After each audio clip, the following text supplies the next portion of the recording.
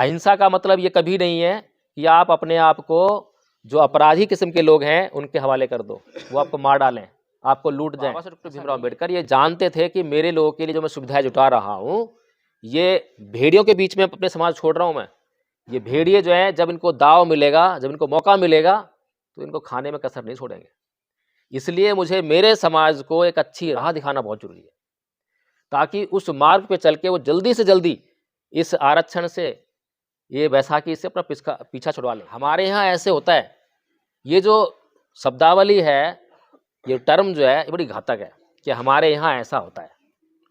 हमारे यहाँ ऐसा होता है इसका मतलब क्या है? अभी चेक करो ना कि वो हमारे लिए जो है जरूरी है या नहीं है। जरूरी होगी तो करो ना उसको, अगर जरूरी नहीं है फिर क्यों कर रहे हो? होता होगा, जब होता था तो होता था। पहले लाइट नहीं थी तो अंधेरे में जीता था आदमी, अब थोड़ा मजबूर हम जीने के लिए अंधेरे में।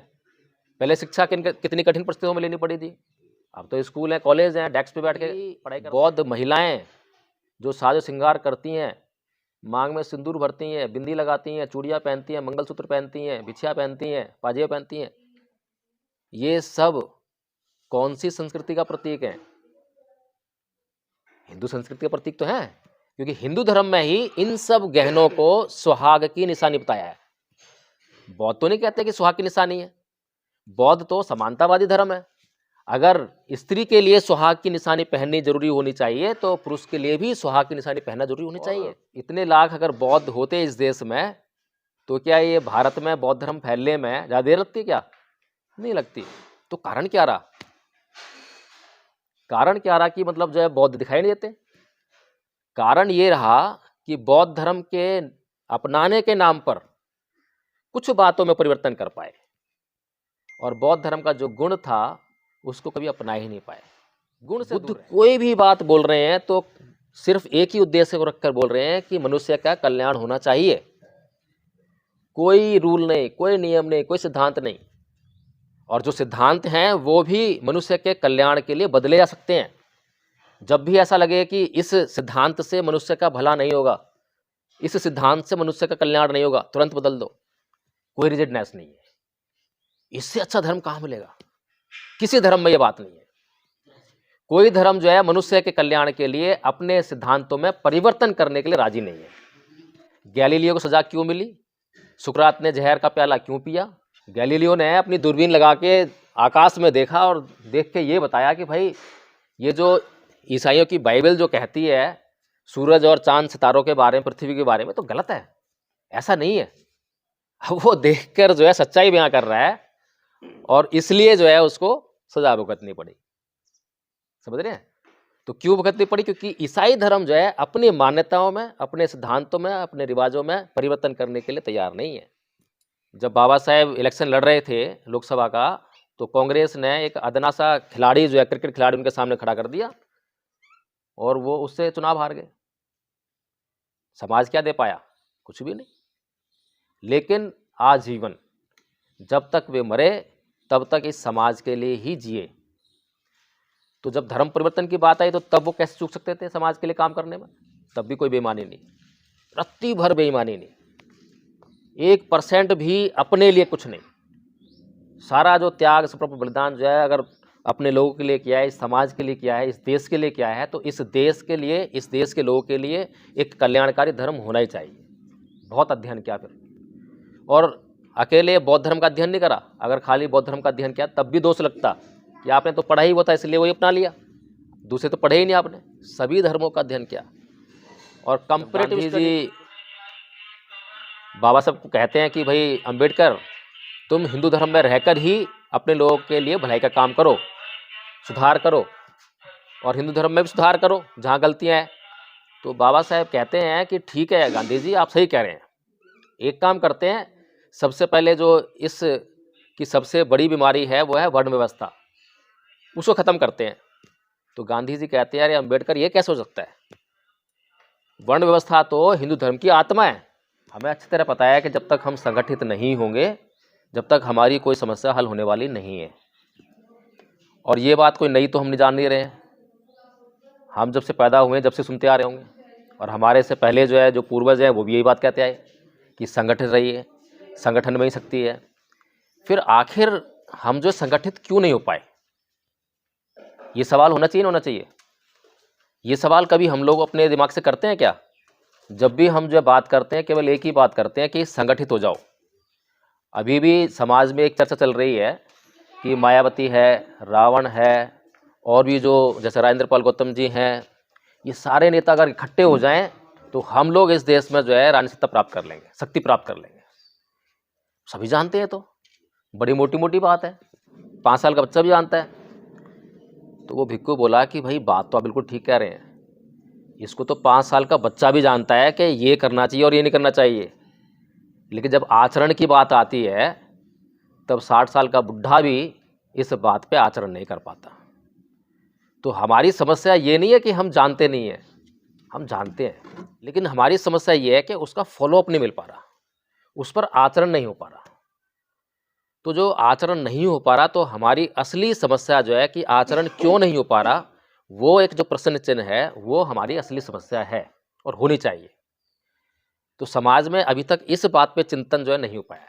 सुमन जी ने बताया कि हमने जो है एडवोकेट जय भीम प्रकाश जी ने एक ट्रस्ट बनाया है, एक संघ बनाया है, संगठन बनाया है। बात ठीक है कि बनाया हमने, लेकिन उसमें एडवोकेट जय भीम प्रकाश होगा तो उसका अहम रहेगा कि मैंने बनाया है, मैंने किया है। और जब तक ये अहम रहेगा तो ये एक तृष्णा भी रहेगी कि मेरा नाम हो, मेरे पर्चे छपें, मेरे पोस्टर लगें। और जब ये तृष्णा रहेगी तो मैं दूसरे को जगह नहीं दूंगा, दूसरे को काम करने का मौका नहीं आएगा। तो सबसे पहली बात तो ये है कि हम लोगों ने संगठन नहीं बनाया, संघ बनाया है। और संघ और संगठन में बड़ा फर्क होता है। समाज को इकट्ठित करना, क्योंकि हमारे समाज में 2 संस्कृतियाँ चली हुई हैं, एक ब्राह्मणवादी और एक समतावादी। तो हमें समतावादी सबको बराबरी का, हर एक चीज़ के लिए बराबरी मिल सके, उसके लिए कार्य करना है। और उसी के उद्देश्य से हमारे एडवोकेट सर ने दंपत ट्रस्ट बनाया हुआ है, और उसमें हमारा कोर्स होता है, सुबह शाम की गूगल मीट होती है, सब बंदे जुड़ते हैं, सबको अपने विचार रखते हैं, बाबा साहब के ऊपर बातचीत होती है, धम्म के ऊपर बातचीत होती है। और इसी उद्देश्य से सबको संगठित करने के लिए, समाज में जोड़ने के लिए यहाँ पर मीटिंग बुलाई गई है। उसमें मैंने सीखा है, भगवान बुद्ध के ऊपर हमारा कोर्स चल रहा है। उसमें 3 साल का कोर्स, हमारा 1 साल का कोर्स हो गया है। दंपत की गाथाएँ हैं, उसमें यही बताया गया है कि जो भी हमारा अच्छा बुरा हमारे मन का वो है, अगर हम मन में अच्छा बुरा सोचते हैं वही हमारी ज़िंदगी में चलता है, और उसी को हमें अपने मन पर कंट्रोल करना है और अच्छे के लिए कुछ न कुछ करना है। इसलिए समाज को संगठित करना है, जोड़ना है, ताकि हमारे ऊपर कोई भी गलत नहीं हो सके। जी, जय भीम नमो बुद्धाय। और ये हमारे सर एडवोकेट सर जी, इन्होंने 3 साल का कोर्स है, हमारा 1 साल का कोर्स हो गया है, और उसका हमें सर्टिफिकेट 24 दिसंबर को यहाँ पर विकासपुरी प्रज्ञा बुद्ध विहार में मिला था। और हमारे वहाँ पर मुख्य अतिथि आए थे राजेंद्र पाल गौतम जी, उन्हीं के हाथों तो जी। भी दंपत ट्रस्ट के से हुआ हूँ, 1 साल का कोर्स पूरा कर लिया है। समाज के प्रति अपना समर्पण करने के लिए आपके स्थान में उपस्थित हूँ, और अपने समाज की जो समस्याएं हैं, जो हमारा समतावादी समर संघ है, उसकी तरफ बढ़ने की कोशिश है। यही बात हमारे जय प्रकाश जी बताएंगे आपको। समस्या क्या है? समस्या को जान पाएंगे तो उसका जो है हम समाधान कर पाएंगे। अगर हम समस्या को ही नहीं जान पाएंगे और खाली उसको ऊपर ऊपर से देख पाएंगे कि एक समस्या दिखाई दे रही है, बस उसका हल चाहिए, लेकिन समस्या की जड़ में नहीं जाएंगे, तो वो समस्या बनी रहेगी, समस्या का हल कभी नहीं हो पाएगा। तो इसीलिए अभी अमित नाम है ना आपका, भाई साहब जो हैं उनसे पहले भी बात हुई और रास्ते में भी बात करते आ रहे थे गाड़ी में जो है, तो बहुत अच्छी बात कही इन्होंने कि जब तक समाज संगठित नहीं होगा तब तक कुछ होने वाला नहीं है, और हमें पावर चाहिए, शक्ति चाहिए। और शक्ति जो है कई प्रकार की होती है, शरीर की भी शक्ति होती है, धन की शक्ति भी होती है, जन बल की शक्ति भी होती है, राजनीतिक शक्ति भी होती है, हर तरह की शक्ति होती है, शिक्षा की शक्ति होती है। तो ये जो शक्ति तो हमें चाहिए, ये हर कोई जानता है। और उन्होंने ये बताया भी कि शक्ति को हासिल करने के लिए संगठित होना पड़ेगा, ऐसे बोला ना आपने। हाँ, तो जो संगठन जो है, हमें अच्छी तरह पता है कि जब तक हम संगठित नहीं होंगे जब तक हमारी कोई समस्या हल होने वाली नहीं है। और ये बात कोई नई तो हम नहीं जान नहीं रहे हैं, हम जब से पैदा हुए हैं जब से सुनते आ रहे होंगे, और हमारे से पहले जो है जो पूर्वज हैं वो भी यही बात कहते आए कि संगठित रहिए, संगठन में ही शक्ति है। फिर आखिर हम जो संगठित क्यों नहीं हो पाए, ये सवाल होना चाहिए ना होना चाहिए? ये सवाल कभी हम लोग अपने दिमाग से करते हैं क्या? जब भी हम जो बात करते हैं केवल एक ही बात करते हैं कि संगठित हो जाओ। अभी भी समाज में एक चर्चा चल रही है कि मायावती है, रावण है, और भी जो जैसे राजेंद्र पाल गौतम जी हैं, ये सारे नेता अगर इकट्ठे हो जाएं तो हम लोग इस देश में जो है राजनीतिक सत्ता प्राप्त कर लेंगे, शक्ति प्राप्त कर लेंगे। सभी जानते हैं, तो बड़ी मोटी मोटी बात है। एक बार भगवान बुद्ध के पास जो है एक बुढ़िया गई और बोली, भगवान बुद्ध मैं आपका धम्म जानना चाहती हूँ, मैं बिल्कुल अनपढ़ हूँ, बहुत विद्वान नहीं हूँ, बहुत बारीक बारीक बातें मैं नहीं जान सकती हूँ, तो बहुत कम शब्दों में और आसानी से समझ सकूँ वो बताइए कि धम्म है क्या। तो भगवान बुद्ध बोले कि सब पाप सकरण कुशल सब संपदा सचित प्रियोदपन एतंग बुद्धानुशासन, कि सभी पाप कर्मों का ना करना और सभी पुण्य कर्मों यानी अच्छे कर्मों का करना, और अच्छे और बुरे कर्मों के बीच के भेद को जानने के लिए अच्छे और सच्चे चित्त का निर्माण करना, यही धम्म है। बता दिया बुढ़िया को। यही बात जो है, एक भिक्खु चीन में गया, वहाँ का भी राजा था, तो उसके दरबार में उसको बुलाया गया कि भाई ये कोई योग्य भिक्खु को बुला के लाओ। तो योग्य भिक्खु को बुलाया गया, उसको जो है उससे पूछा भाई धम्म क्या है, तो उसने भी ये कह दिया। तो राजा बोला कि भाई ये तो बहुत आसान सी बात है, सभी जानते हैं कि पाप कर्म का करना ना करना और पुण्य कर्म का करना, ये तो सभी जानते हैं, तो 5 साल का बच्चा भी जानता है। तो वो भिक्खु बोला कि भाई बात तो आप बिल्कुल ठीक कह रहे हैं, इसको तो 5 साल का बच्चा भी जानता है कि ये करना चाहिए और ये नहीं करना चाहिए, लेकिन जब आचरण की बात आती है तब 60 साल का बुढ़ा भी इस बात पे आचरण नहीं कर पाता। तो हमारी समस्या ये नहीं है कि हम जानते नहीं हैं, हम जानते हैं, और ऐसा भी नहीं है कि हमारे पास कुछ सामग्री नहीं है पढ़ने लिखने के लिए। बाबा साहब डॉक्टर भीमराव अम्बेडकर ने बड़ी मेहनत से बहुत सारा साहित्य लिख के रखा हुआ है, सारी बातें लिख के दी हैं कि हमें क्या क्या समस्याएं फेस करनी पड़ सकती हैं, उसका क्या समाधान होगा। लेकिन हमारी समस्या ये है कि उसका फॉलोअप नहीं मिल पा रहा, उस पर आचरण नहीं हो पा रहा। तो जो आचरण नहीं हो पा रहा, तो हमारी असली समस्या जो है कि आचरण क्यों नहीं हो पा रहा, वो एक जो प्रश्न चिन्ह है वो हमारी असली समस्या है और होनी चाहिए। तो समाज में अभी तक इस बात पे चिंतन जो है नहीं हो पाया है। अभी सुमन जी ने बताया कि हमने जो है एडवोकेट जय भीम प्रकाश जी ने एक ट्रस्ट बनाया है, एक संघ बनाया है, संगठन बनाया है। बात ठीक है कि बनाया हमने, लेकिन उसमें एडवोकेट जय भीम प्रकाश होगा तो उसका अहम रहेगा कि मैंने बनाया है, मैंने किया है। और जब तक ये अहम रहेगा तो ये एक तृष्णा भी रहेगी कि मेरा नाम हो, मेरे पर्चे छपें, मेरे पोस्टर लगें। और जब ये तृष्णा रहेगी तो मैं दूसरे को जगह नहीं दूंगा, दूसरे को काम करने का मौका नहीं आएगा। तो सबसे पहली बात तो ये है कि हम लोगों ने संगठन नहीं बनाया, संघ बनाया है। और संघ और संगठन में बड़ा फ़र्क होता है। संगठन में जो है बहुत से लोग बुराई करते नजर आपको आए होंगे कि पद होता है, प्रतिष्ठा होती है, माइक होता है, मंच होता है, ये चीज़ें तो होती हैं, लेकिन संगठन का अपनी जगह महत्व है और संघ का अपनी जगह महत्व है। संघ का एक विस्तृत उद्देश्य होता है, बड़ा उद्देश्य होता है, और संघ के उस उद्देश्य को पूरा करने के लिए बहुत तरह के कार्य करने पड़ते हैं। जैसे कि हमने धम्मपथ ट्रस्ट बनाया, तो धम्मपथ ट्रस्ट जब बनाया तो उसमें फाइनेंस को भी देखना है कि भाई फाइनेंस कहाँ से आएगा, कैसे मैनेज करना है। फिर एक मैनेजमेंट की, भाई कोई प्रोग्राम होगा तो उसको मैनेज करने की जिम्मेदारी किस पे हो। तो 2 तरह काम आ गए। तो अगर प्रोग्राम को मैनेज करना है कि प्रोग्राम कहाँ पे होगा, कैसे होगा, टेंट वाला कहाँ पे से लाना है, तो ये व्यवस्था देखने के लिए अगर जो संस्थापक है धम्मपथ ट्रस्ट का वही सारा काम करे, फाइनेंस है उसको भी देखने का काम वही करे, तो जो धम्मपथ ट्रस्ट का उद्देश्य कभी पूरा नहीं हो पाएगा। इसीलिए क्या करा कि उस संघ ने एक विशेष कार्य के लिए एक विशेष संगठन बना दिया, और संगठन बना के फाइनेंस कमेटी अलग बना दी कि भाई तुम्हारा काम है फाइनेंस देखना, और संघ के अंदर जितने भी लोग हैं आप जिसको आदेश करोगे वो एक कार्यकर्ता की भांति आपके आदेश का पालन करेगा। संस्थापक भी उसमें शामिल है। संस्थापक को भी आपको आदेश करना होगा, आदेश करोगे तो वो भी कार्यकर्ता की तरह काम करेगा। इसी तरह से मैनेजमेंट कमेटी बना दी, प्रोग्राम मैनेजमेंट कमेटी, कि जब भी कोई प्रोग्राम होगा तो उसकी मैनेजमेंट की सारी जिम्मेदारी जो है आपकी होगी। कितनी कुर्सियाँ लगनी है, कितने आदमी आ रहे हैं, क्या खाना करना है, कैसे करना है, सारा जिम्मेदारी आपकी होगी। तो ये हुए संगठन। संगठन जो है संघ के उस उद्देश्य को पूरा करने के लिए बनाए जाते हैं।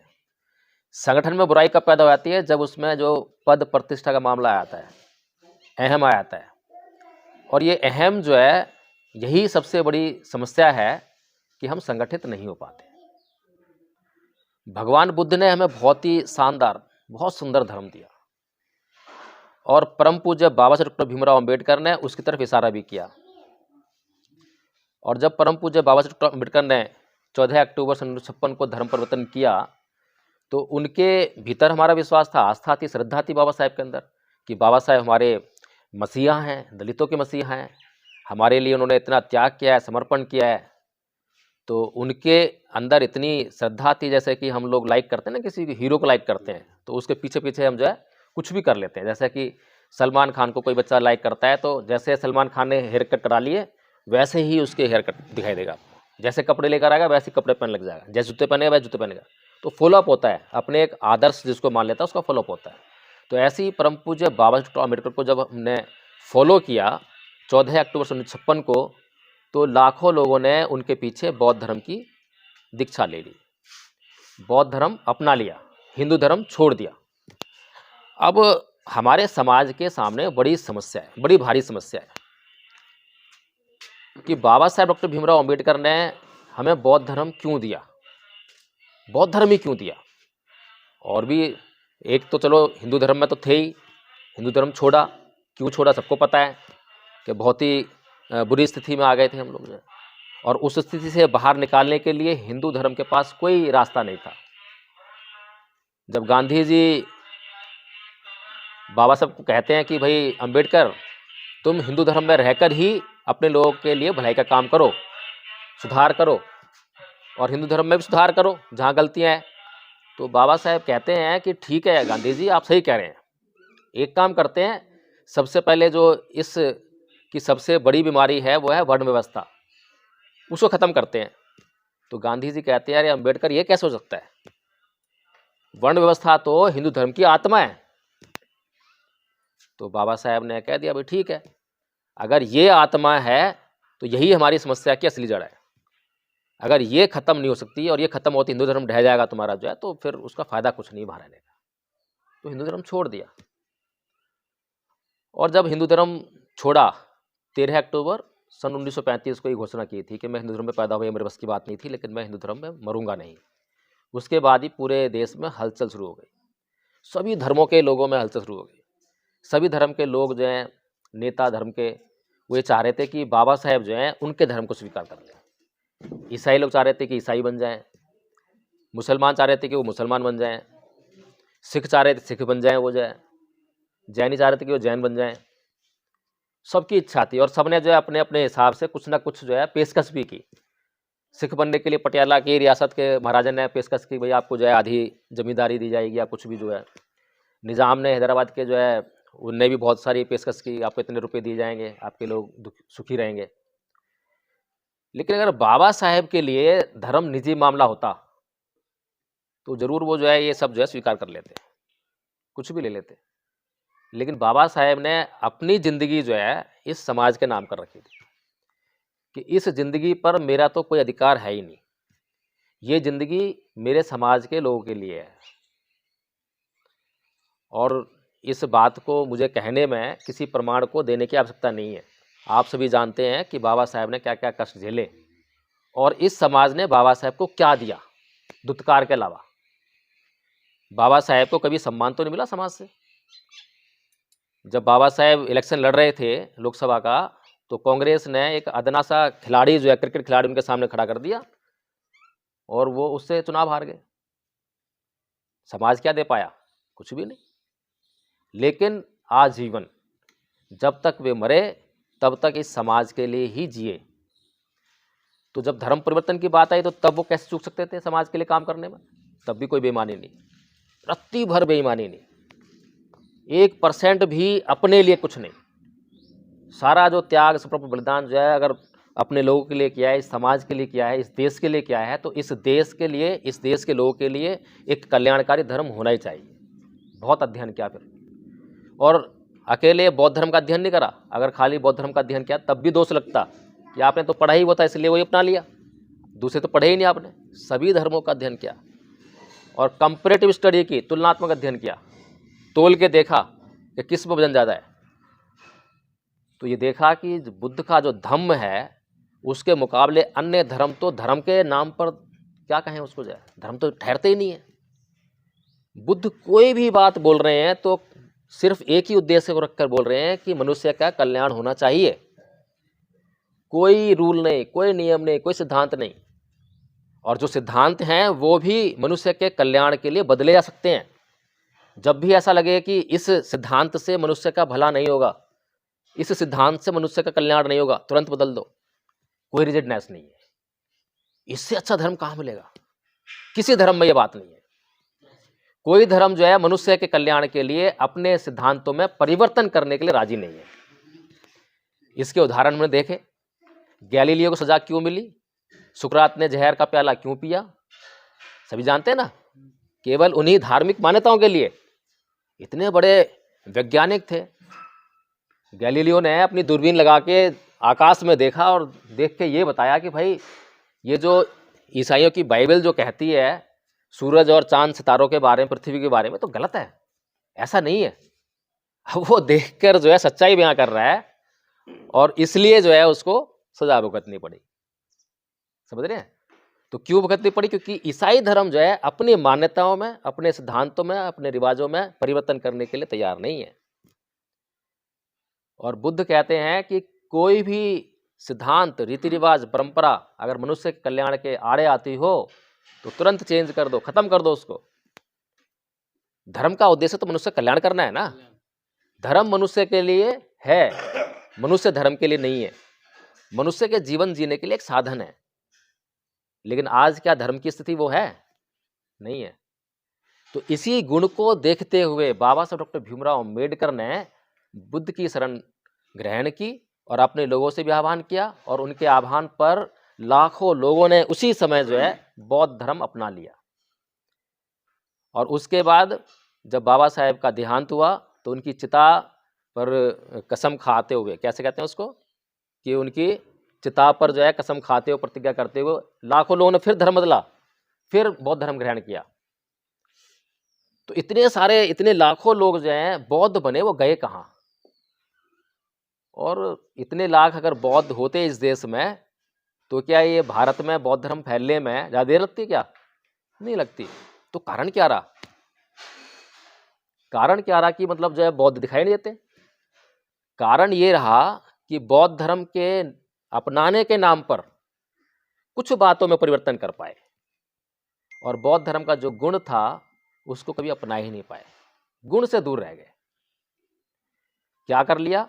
किसी भी धर्म परिवर्तन में अगर हम देखें तो 3 महत्वपूर्ण स्टेप्स होते हैं या 3 बातों की आवश्यकता होती है। पहला होता है प्रतीकों का परिवर्तन। प्रतीक होते हैं जैसे कि मूर्तियाँ, तस्वीरें, कपड़े, मंदिर, मस्जिद, ये प्रतीक होते हैं।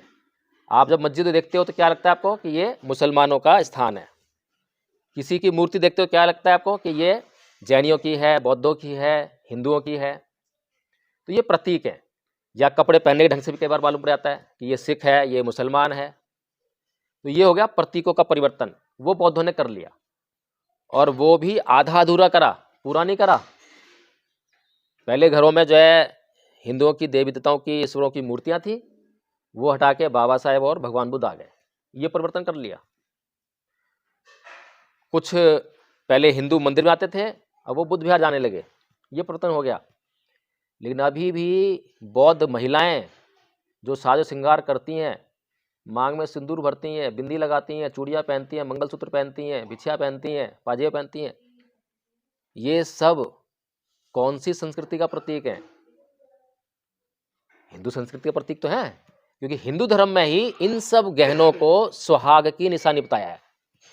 बौद्ध तो नहीं कहते कि सुहाग की निशानी है। बौद्ध तो समानतावादी धर्म है। अगर स्त्री के लिए सुहाग की निशानी पहननी जरूरी होनी चाहिए तो पुरुष के लिए भी सुहाग की निशानी पहनना जरूरी होनी चाहिए। बुद्ध तो कभी ऐसा मानता नहीं करते, और बुद्ध कोई परंपरा भी नहीं लाते। बुद्ध ये भी नहीं कहते कि भाई जब पति मर जाए तो तेरे को सती होना पड़ेगा, ये तो हिंदू धर्म ही कहता है, और उसी नारी को किस तरीके से प्रताड़ित करता है।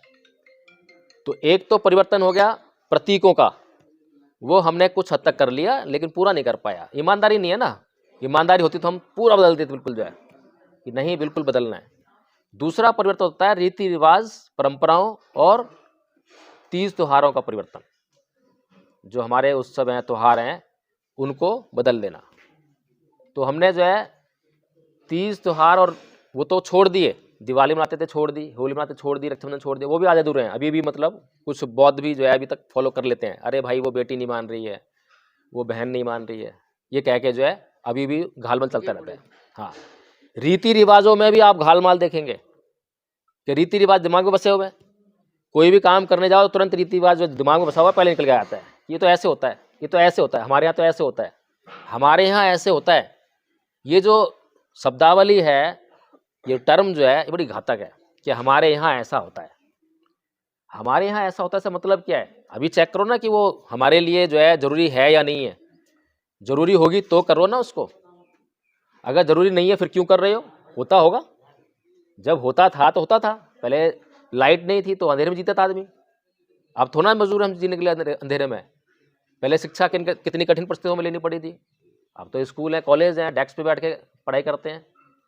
तो ये जो रीति रिवाज, परंपराएं और तीज त्योहारों का परिवर्तन, मैं ये बताने का प्रयास कर रहा हूँ कि हमने कितना परिवर्तन करना चाहिए था और कितना परिवर्तन हो पाया।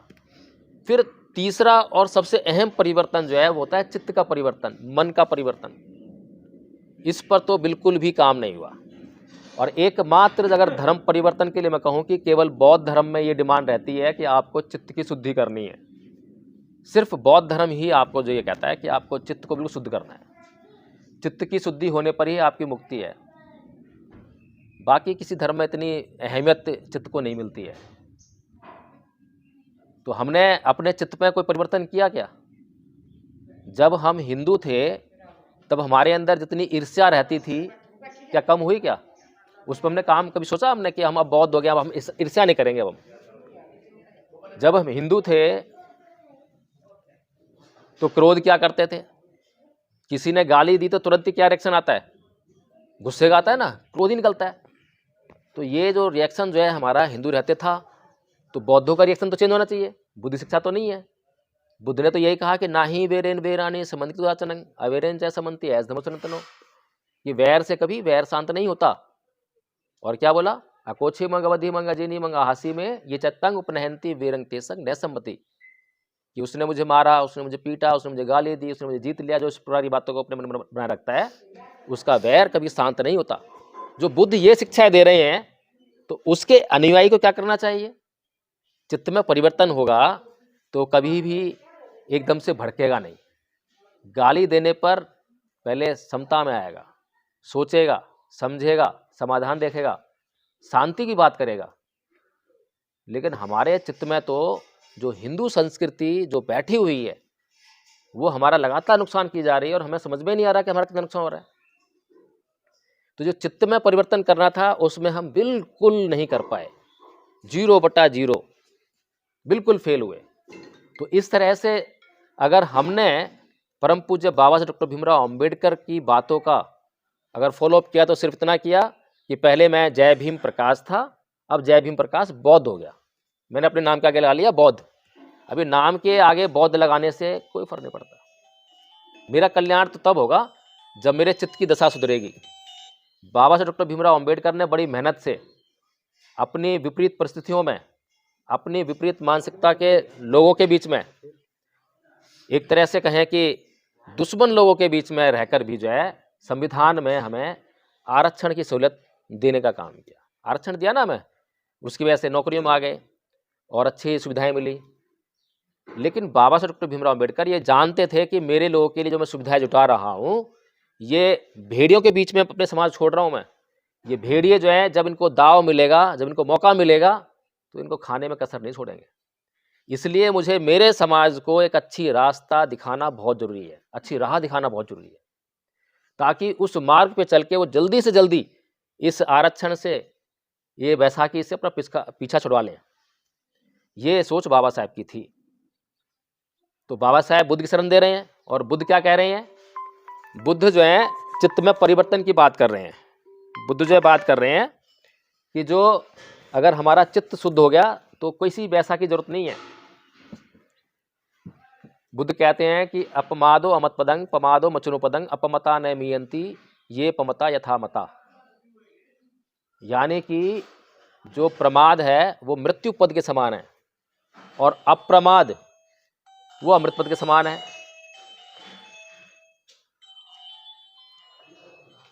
इसके बड़े मायने हैं। बुद्ध जो है हमेशा अप्रमादी है। अप्रमादी क्या होता है? आलस्य। प्रमाद होता है आलस्य। हम लोग जो है आलस के कारण बहुत सारे काम नहीं कर पाते। और प्रमाद क्या होता है? राग। जैसे कि हमारे बच्चे जब पढ़ाई करते हैं तो जो उन्हें पढ़ाई करनी चाहिए तो उस वक्त उनके सामने कुछ ऐसी चीज़ें आती हैं जिससे कि उनका मन पढ़ाई में से हटके और वहाँ लग जाता है। तो पढ़ाई से डिस्ट्रैक्ट हुए तो उसको पढ़ाई कहाँ होगी? तो पढ़ाई से जो लक्ष्य प्राप्त करना था वो नहीं कर पाए। अब ऐसा नहीं है कि हमारे लोगों के पास दिमाग नहीं है, सब कुछ है, लेकिन सहूलतें नहीं थी हमारे पास, अब सहूलतें भी आ रही हैं। तो क्या हम अब जो है अपना आरक्षण छोड़ रहे हैं क्या? जब हमारे पास सहूलतें नहीं थी, अच्छे मकान नहीं थे, लाइट नहीं थी, कूलर नहीं था, फ्रिज नहीं थे, एसी नहीं थे, तब तो समझ में आती थी कि भाई कष्ट हो रहा है। लेकिन जब कष्ट में भी पढ़ रहे थे और आज इतनी सुविधाएं हो गई हैं तो आप सुविधाओं में नहीं पढ़ पा रहे हैं। कारण क्या है? कारण बस वही है कि बुद्ध की बातों का, बुद्ध के सिद्धांतों का फॉलो अप नहीं आ पा रहा है। बुद्ध कहते हैं कि जीवन में दुख को ढूंढो, और हम कौन संस्कृति को मानने वाले हैं जो कहती है कि जीवन में सुख को ढूंढो। जब हम जीवन में सुख को ढूंढेंगे तो सुख को ढूंढ के करेंगे क्या? क्या करेंगे जी? सुख को ढूंढ के जैसे सुख आएगा उपभोग करेंगे। सुख का तो यही है। सुख आया, टीवी चल रहा है, आगे फिल्म चल रही है, फिल्म स्टार्ट होते ही बस उसको लग गए देखने, घंटों लग गए उसमें। यानी कि जीवन में जब हम सुख को ढूंढते हैं तो सुख के आते ही हम उपभोग करते हैं, और जैसे ही सुख का उपभोग कर लिया फिर खत्म सुख। सुख खत्म, फिर क्या रह गया? फिर आएगा दुख। जिसने अपनी पूरी ज़िंदगी टीवी देखे गुजार दी हो, या नाच गाने में गुजार दी हो, मनोरंजन में गुजार दी हो, और जहाँ पे उसे काम करना था वहाँ पे काम करा ही नहीं, तो फिर ज़िंदगी में क्या आएगा? जो सुख का तो उपभोग कर लिया उसने, अब सुख के बाद दुखी आना है। तो बुद्ध तो ये कहते हैं कि अपने जीवन में देखो दुख, दुख को ढूंढो। जिस जिस एरिया में दुख है, गरीबी एक दुख है, तो दुख को पहचान लो। जब तक गरीबी दूर ना हो, जब तक जो है चैन से बैठो। गरीबी तुम्हारी दूर हो गई तो गरीबी दूर होते ही दुख है, दुख दूर होते ही सुख आएगा। तो सुख को प्राप्त करने का तरीका तो ये है। बुद्ध ने बिल्कुल सटीक मार्ग बताया, और बाबा साहब ने बिल्कुल सटीक हमें राह दिखाई, बुद्ध की राह। तो ये ब्रीफिंग थी कि कुल मिलाकर जो है हमारा जीवन कैसा चल रहा है और कैसा चलना चाहिए। तो धम्मपथ ट्रस्ट जो है एक संघ है, और ये यही काम कर रहा है कि जो बुद्ध की शिक्षाएं हैं, बुद्ध की इतनी महत्वपूर्ण शिक्षाएं जो हैं, इससे जो भारत का एक एक नागरिक, पूरे संसार का एक एक व्यक्ति इससे लाभान्वित होना चाहिए। हर किसी का कल्याण होना चाहिए। अगर बुद्ध की शिक्षा अहिंसा की है और मैंने तो धारण कर ली, मैं अहिंसात्मक हो गया, लेकिन मेरा पड़ोसी हिंसात्मक है, ये वाला भी हिंसात्मक है, ये वाला भी, ये वाली, और सबके पास जो है तलवारें हैं, भाले हैं, तो क्या मैं सुखी रह सकता हूँ? क्या नहीं रह सकता। इसलिए मेरे खाली बौद्ध होने से काम नहीं चलेगा, मेरे खाली बुद्ध की शिक्षाओं को ग्रहण करने से काम नहीं चलेगा। मुझे उन शिक्षाओं को अपने पड़ोसी को बताना पड़ेगा, उसको भी बोलना पड़ेगा भाई अहिंसा अपना, तू भी सुखी रहे, मैं भी सुखी रहूँ। तुझे कभी कष्ट हो तो बता दियो, मैं तेरे पास हाजिर हो जाऊँगा, जो मेरे पास है लेके। सम्राट अशोक ने कलिंग युद्ध के बाद जो है हथियार त्याग दिए, तो उसके बाद की उसकी जो सीमाएं थी राज्य की, जो है खतरे में आ गई थी। क्या बताइए? हिंदू तो ये कहते हैं, हिंदू आरोप लगाते हैं ना कि बुद्ध की अहिंसा के कारण ये देश जो है गुलाम हो गया। अरे अगर ये देश बुद्ध की शिक्षा के कारण गुलाम हुआ, अहिंसा के कारण गुलाम हुआ, तो ये बताओ कि अशोक ने जब कलिंग युद्ध के बाद हथियार त्याग दिए तो क्या उसकी जो सीमाएं थीं असुरक्षित हुई? किसी ने उस पर आक्रमण किया? लेकिन उसकी सीमाएं असुरक्षित नहीं हुई, बल्कि उसकी सीमाओं का विस्तार हो गया। पहला एकमात्र राजा है पूरी दुनिया में पहला एकमात्र सम्राट है जिसने हथियार त्यागने के बाद भी अहिंसा से अपने राज्य का विस्तार किया। कैसे किया? और सीमाएं हैं क्या? सीमाएं किस लिए हैं? सीमा का काम क्या है? सीमा का काम यह है कि ये मेरी संपत्ति है, इसमें जो भी उगेगा, जो भी मिलेगा वो मेरा है, वो तेरी संपत्ति है, उसमें जो भी उगेगा, जो भी मिलेगा वो तेरा है। ये सीमाएं हैं। लेकिन अगर मैं अपनी सीमा के भीतर जितना भी मेरे पास उत्पन्न हो रहा है और मैं देखूँ कि सामने पड़ोसी को मेरे पास जो उत्पन्न हुआ उसकी ज़रूरत है और उसको कहने से पहले ही मैं लेके खा जाऊँ कि भाई तेरी ज़रूरत है ले, तो क्या सीमा को मतलब रह गया? सम्राट अशोक ने इस तरह से जो है कितना लंबा चौड़ा अपना राज्य विस्तार किया। ये अहिंसा की ताकत थी जो आज तक इतना लंबा चौड़ा राज्य किसी भी सम्राट के पास नहीं है। सिकंदर महान की कहानियां इस तरह से पढ़ाई जाती हैं, लेकिन आप मूल्यांकन कर देखिए कि सबसे महान सम्राट कौन रहा है, उसने कितने देशों को जीता और सम्राट अशोक ने कितना बड़ा साम्राज्य खड़ा किया। तो हमें इतना गुणकारी, इतना महान धर्म जो है परम पूज्य बाबा साहब डॉक्टर भीमराव अंबेडकर ने दिया, तो क्या हम उसका पालन भी नहीं कर सकते? खुद पालन करें और दूसरों को भी बताएं। और सबसे पहले हम जो है, ऐसा नहीं कहा है बुद्ध ने कि बिल्कुल ही अहिंसात्मक हो जाओ। अगर ऐसा कहा होता तो अशोक खतरे में आ गया होता। अहिंसा का मतलब ये कभी नहीं है कि आप अपने आप को जो अपराधी किस्म के लोग हैं उनके हवाले कर दो, वो आपको मार डालें, आपको लूट जाएं। ऐसा नहीं है। न्याय की बात होनी चाहिए। अगर आपके सामने कोई ऐसा व्यक्ति है जो आपकी हत्या कर सकता है, जिसका चित्त बिल्कुल ही सावधान नहीं है, तो उससे बचने के लिए अगर आप हत्या करते हो, उससे बचने के लिए सिद्धांत में न्याय होना चाहिए। आप अकारण उसको हत्या नहीं चलाओगे उसके ऊपर, लेकिन उससे बचने के लिए या किसी को बचाने के लिए आप उस पर हिंसा का प्रयोग कर रहे हो, तो वो हिंसा जो है हिंसा नहीं रहती है, वो हिंसा अहिंसा होती है, वो न्यायिक हिंसा है। तो ये भगवान बुद्ध की शिक्षाएं हैं जिनके प्रचार प्रसार के लिए हमने 3 वर्ष का जो है कोर्स निर्धारित किया। पहले वर्ष का कोर्स बहुत ही मामूली रखा है, उसमें हमने जैसे प्राइमरी एजुकेशन होती है बच्चों की, उस तरह से बनाया है उसको, और इतना आसान है कि कोई भी कर सकता है। हमारे साथ में 2 आचार्य बैठे हुए हैं। हमने आचार्य का है, वैसे पाली में उपाध्याय कहते हैं, जो पाली का शब्द है उपाध्याय, तो उसका हिंदी जो अनुवाद है वो है उपाध्याय। तो आगे से हम इसको भी चेंज करेंगे और इसको जो है उपाध्याय ही कहेंगे। ये लो।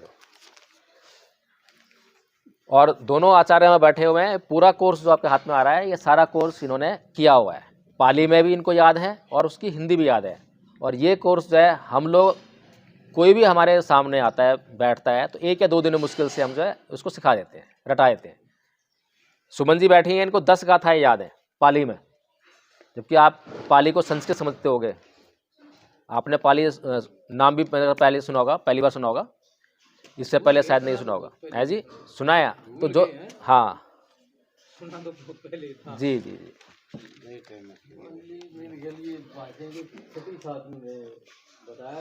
हाँ जी हाँ जी।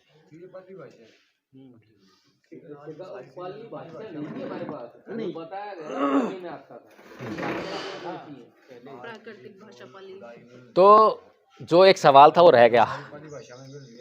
हाँ जी भाई साहब, 1708 का कितने संस्कृत का? जो एक सवाल था ना आपका जो है संगठन वाला जो है, देखिए संगठन क्यों नहीं बन पा रहा है? क्योंकि हमारे चित्त में विकार हैं, काम क्रोध मोह लोभ द्वेष तृष्णा ईर्ष्या, ये सारे जो है विकार होने की वजह से। अब ईर्ष्या है, मैं चाहता हूँ कि मैं नेता बन जाऊँ, वो चाहता है कि वो नेता बन जाए, वो चाहता है कि उसका नाम हो, मैं चाहता हूँ मेरा नाम हो। जब तक ये नेता बनना, हाँ ये कमी है कि नेता ही नहीं बनना चाहती जी, जब तक नेता नहीं बने कुछ होगा वो नहीं नेता बने, लेकिन नेता बने नेतृत्व करने के लिए। नेतृत्व तो है नहीं, नेतृत्व तो है नहीं, खाली सिर्फ नाम चमकाने के लिए। ईगो है ना, अपने ईगो को सेटिस्फाई करने के लिए जो काम होता है। अगर एक नेता अपने आप को ये बोले कि मैं एक दिन में नेता बनना चाहूँ, हाँ उसी से ही रहेगी। बिल्कुल, कि अभी मेरे को सत्ता चाहिए, अभी सत्ता कैसे मिल जाएगी? सब बाबा साहब नहीं माना, काशीराम नहीं माना।